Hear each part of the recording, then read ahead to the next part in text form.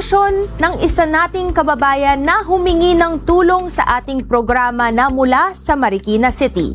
Ang kanyang kwento, panoorin natin to.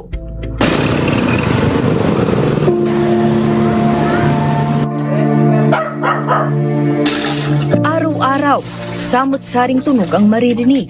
Mga ingay na bahagi na ng ating pangkaraniwang buhay. Ngunit paano kung sa isang iglap, baluti ng katahimikan ang inyong mundo? Pampalipas oras ni Nanay Veronica Geroso ang pakikinig ng musika. Paborito niyang pakinggan ang kantang madalas awitin ng kanyang asawa. Ngunit sa paglipas ng panahon, napapansin niyang humihina ang kanyang pandinig. Bago po ako nabuntis, medyo pakiramdam ko, iba na talaga, mahina na yung pandinig ko. Nung nanganak ako dito, unti-unti na talaga siyang nawala. Nagpa-check up kami ulit sa Medical City. Doon ko na rin nalaman na profound na po siya. Mahigit isang dekada na mula nang tuluyan siyang nabingi. Namana niya sa panig ng kanyang ama ang mahinang pandinig. Malaki ang epekto nito sa kanya maging sa mga tao sa paligid niya. Pinakamahirap po sa lahat nung nawalan na ako ng pandinig eh. Gusto ko makipag-usap sa ibang tao. Pero minsan hindi ka naman nila maintindihan. Ang pakikisalamuha at komunikasyon naging pahirapan na. Ang simpleng usapan nagiging pagsubok at kadalasan nauuwi sa hindi pagkakaintindihan. Magsasalita sila tapos hindi magkaintindihan. Tapos magbulong-bulungan silang mag-ama. Minsan pag ganyan, sabi ko, ano ba yan? Nakakagalit na lang talaga yan. Kaya naman ang asawa't anak, kinakailangang habaan pa ang pisi sa pakikipag-usap kay Nanay Veronica.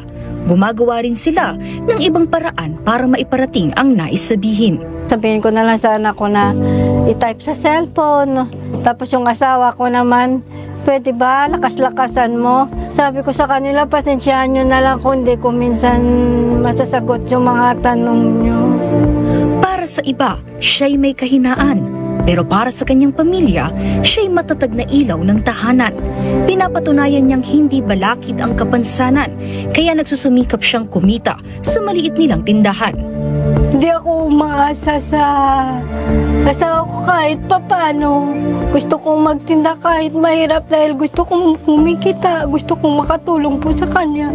Gusto ko rin maibigay yung pangailangan ng anak ko. Katuwang niya ang asawa na mahigit 10 taon nang nagtatrabaho bilang security guard. Ang kanilang kinikita, sapat lang para sa kanilang pang-araw-araw na gastusin. Kahit gaano man kahirap yung buhay, sama-sama kami. Kaya lagi kong sinasabi sa anak ko, mag-aral siyang mabuti. Ang pagmamahal ng kanyang asawa't anak ang motibasyon niya para magpatuloy pa rin sa buhay. Parang gusto ko na lang mamatay pag ano. Kaso lang iniisip ko naman, paano yung anak ko? Dahil kapos sa pera, hirap silang tustusan ang pagbili ng hearing aid. Nung pumunta kami ng INT, sinamahan pa ako ng anak ko, doon na po talaga sinabi ng INT na profound na po talaga yung both ears ko. Kailangan na talaga ng hearing aid. Para kay Nanay Veronica, ito ang susi sa panunumbalik ng isang bagay na matagal nang naipagkait sa kanya, ang pagkakataong makarinig muli. Sobrang napakahalaga po sa akin na magkaroon ng hearing aid para kahit papano po sana maging normal naman po ako sa paningin ng ibang tao. Maiwasan yung mga diskriminasyon sa buhay at gusto ko talaga na magawa ko yung mga bagay-bagay na ginagawa ng normal na tao. Sa kabila ng lahat, nananatili ang pagmamahal, pag-asa at taimtim na panalangin na sana'y muling marinig ni Nanay Veronica ang tinig ng kanyang mga mahal sa buhay.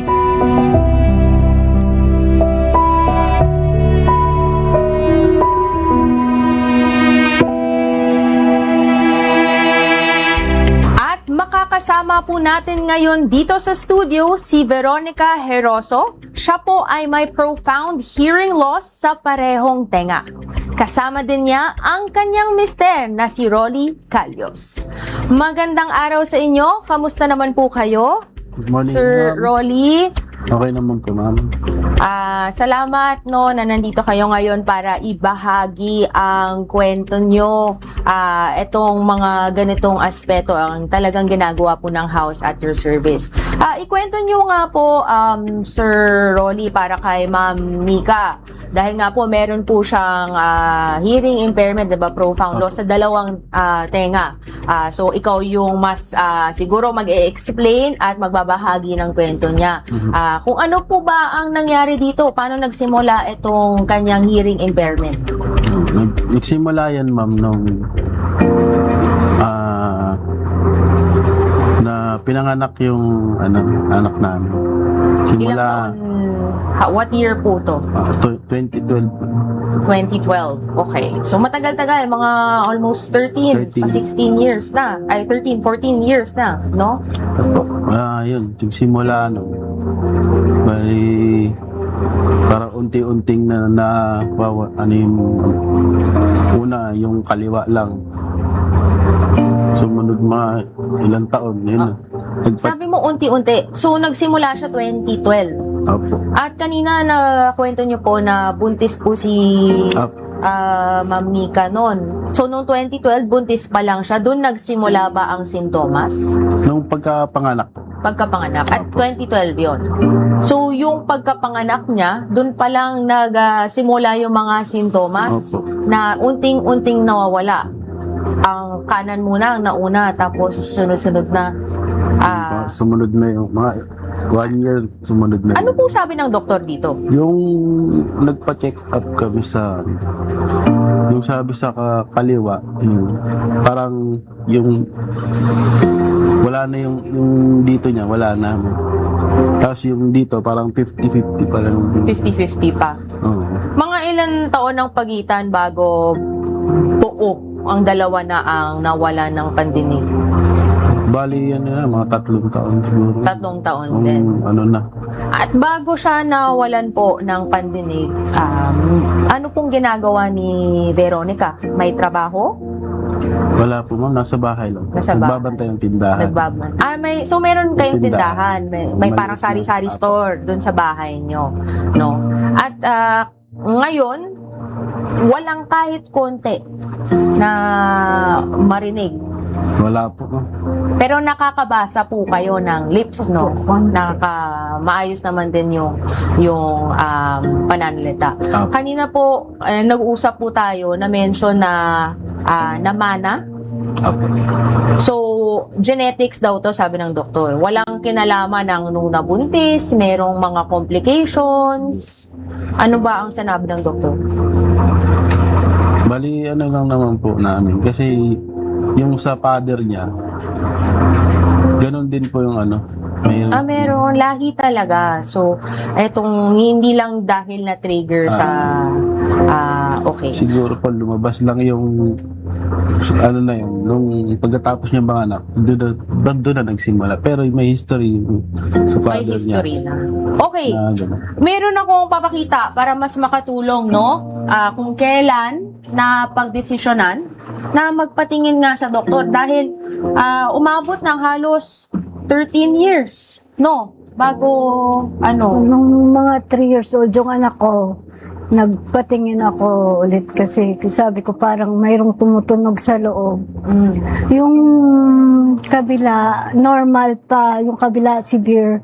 Tapos nitong uli, talagang lagi ako nahihilo. Nagpatingin ako doon na bumagsak talaga sinprokan na. So, Sir Rolly, nakita mo yung kahirapan, no? Ang unti-unting nawawala hanggang sa ito, meron ng hirap na po si Ma'am Veronica. Nagpatingin na. At nung nagpatingin, ano naman po yung sabi ng doktor? Yung sabi po ng doktor is yung isa, severe ba yung tawag doon? Yun po. May solusyon po ba dito? Ano po ba ang sabi ng doktor? Ang ano ng doktor is hearing aid, ma'am. Hearing aid. At ang hearing aid makakatulong. Opo. Ah, Tulong na. So, ito, no, panghabang buhay na ba daw itong hearing aid na to? Opo, ma'am. Para matulungan po talaga ang pandinig kasi mahirap, no? Gusto na, 'di ba? Ito, meron akong isa pang tanong, ma'am. Paano ba naapektuhan ang buhay nyo na nawalan ng pandinig? Syempre dati nakakarinig tapos biglang unting-unti na gusto namin malaman yung pinagdaanan nyo, Ma'am Veronica. Sobrang napatuan po kasi gusto mo naman makipag-usap min sa ibang tao. Yung iba pagtatawag. So, kadagdag niya, no, isa sa mga nakwento po ni Sir Rolly kanina sa amin ay meron pong naging aksidente, Opo. no? So, gusto ko po talagang malaman itong nangyaring aksidente sa inyo na nag-aksidente si Veronica sa kalye sa tricycle, no? Ano pong Actually po, medyo narinig ko yung busina kasi malayo pa naman siya, nakikita ko. Nagpa-stop ako kaso lang yung driver, nagmamadali yata. Hindi ko na nga pansin, paglingon ko ganun, bigla na lang akong bumagsak.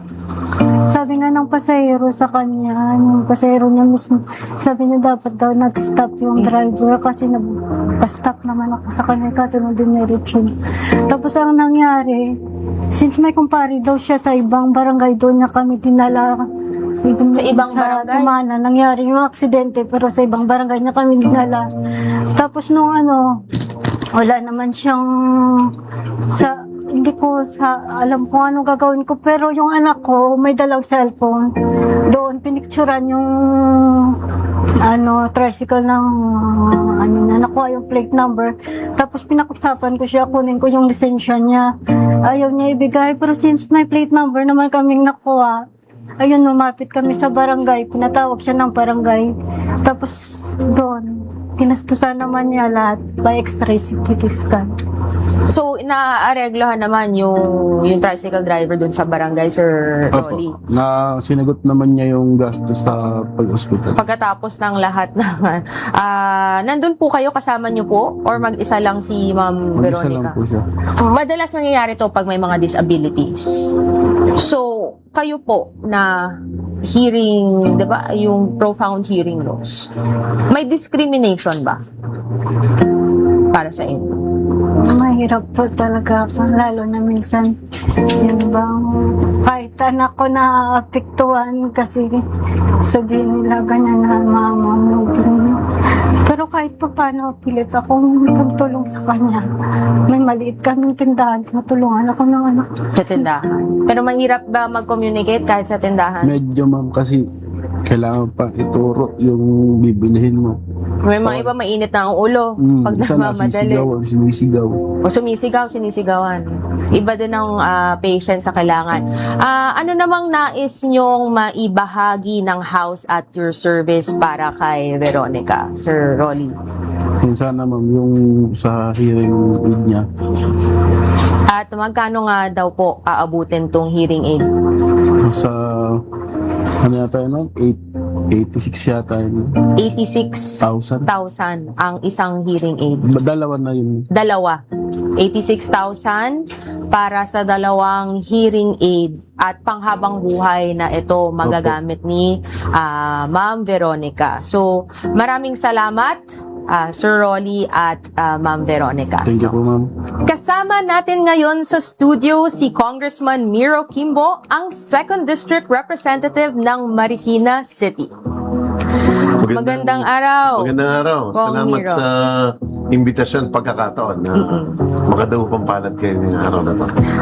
Eto, narinig niyo po ata yung kwento na ni Ma'am Veronica. Kasama niya po yung kanyang ka-live-in na partner si Sir Rolly na 13 years ago, nagsimula yung mga sintomas para mawala niya yung kanyang hearing. At nauna yung kaliwa, no?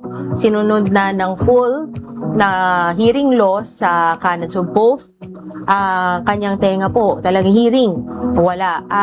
So, dahil taga Marikina po sila, kung Miro, ano ba pwede nating maitulong po kay Veronica?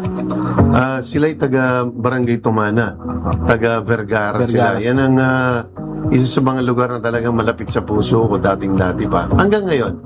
So, nung agaran po natin, nadinig natin yung problema, ay idinulog natin. Kasi alam mo naman, ang ating trabaho ay ilapit kayo sa iba't ibang mga ahensya na yung mga serbisyo na minsan mahirap makamtan. So, ang papel namin ay dalhin yung problema. So, nakausap natin ang DSWD Central Office. May kamahalan kasi ang hindi alam ng iba, ang hearing aid ay napaka-mahal na aparato. Yung hindi naman sa minamalit natin, pero kung may kapasanan na hindi makapaglakad, wheelchair yan. 3,000 piso lang yan. Diba? Pero kapag pinag-usapan ay hearing loss, the technology is very, very expensive. So, umaabot yan ng halos 80,000 yata. Ito, 86,000 pesos. Ito, dahil po dalawa na 2 pairs ang kailangan and panghabang buhay ito. No? Itong si Sir Rolly ay security guard po ngayon. Si Ma'am Veronica naman po ay wala po siyang trabaho pero meron silang tindahan sa kanilang bahay. No? At kanina pinukwento nga po na hirap nga po yung buhay na yung hearing aid ay makakatulong dito sa kanilang buhay. Ano po ba yung pwede natin maitulong pa po sa mga programa nyo? Or pwede nating maabot po with the help of other departments through your office kung Miro dito po sa kanila. So, tulad sabi ko, nakausap na natin ng DSWD Central Office at sinabi nila na a-action na nila kaagad yung ating problema. So, ako na po yung nag-assure sa inyo personally na sisiguraduhin po natin na magkaroon kayo ng bagong hearing aid sa buwan ng January para magandang panimula sa taon na ito ay magkakaroon kayo ng karampatang tulong para mas makarinig kayo dahil hindi lang para sa ikabubuti ng relasyon ng mag-asawa. Mahirap yung hindi kayo nagkakarinigan. Ang kanilang anak ay 13 years old. So, yan ay isa pinaka-sensitive na edad. Kailangan nakakausap mo at sa kanya naman ay delikado.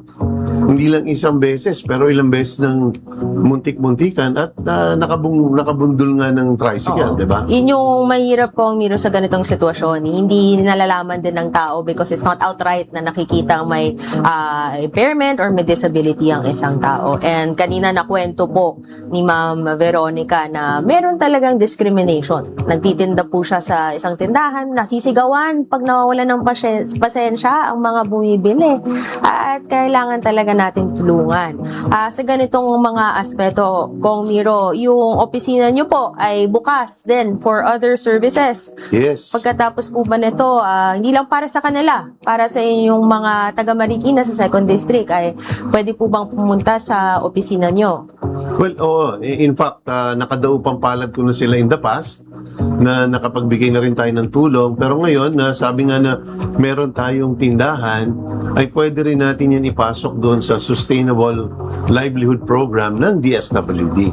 So, isasama natin si Ma'am Nika doon sa programang iyon para mas mapalago yung tindahan. Kasi, alam mo, boss, yung tindahan, yung kapital dyan, inuutang mo lang. Talagang halos sa isang kahig, isang tuka. Kung anong kapital mo, pinambabayad mo lang din kung anong dun sa pinagkakautangan. So, yung SLP ay isang hakbang para makalabas ka doon sa siklo ng pag-uutang. Diba? So that kung ano man ang iyong naibebenta, at least 20-30% dyan ay talaga maisusubi mo na bilang kita para sa panggastos na ibang bagay na hindi nyo matustusan. So, isang programa yun na napakaganda at marami na nakinabang. Sisiguraduhin po natin na kasama sila dyan sa panibagong batch ng ating Sustainable Livelihood Program. Ito na lang po, Kong Miro, ano ba ang pwede mong mensahe na lang po dito sa dalawa, sa pamilya ni Veronica, sa pamilya po ni Sir Roy?